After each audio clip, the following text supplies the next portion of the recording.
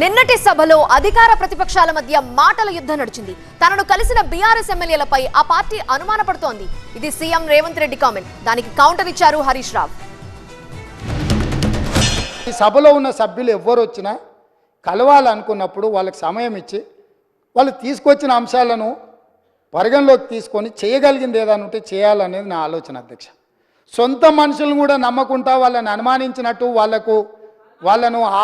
వాళ్ళను అవమానించినట్టు వాళ్ళని ప్రశ్నించినట్టు నిలదీసినట్టు పత్రికలలో వార్తలు వస్తున్నాయి అధ్యక్ష.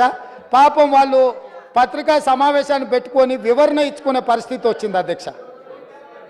అట్లా అనుమానించకండి, మేము మీలాక కాదు, మేము మీలాక బురద జల్లము.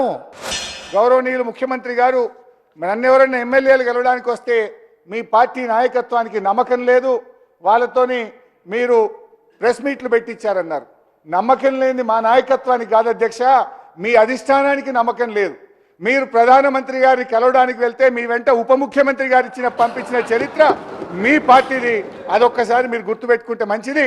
నమ్మకం లేని మా అధిష్టానానిక మీ అధిష్టానానిక ఇలా రాష్ట్ర ప్రజలందరికీ కూడా తెలుసు.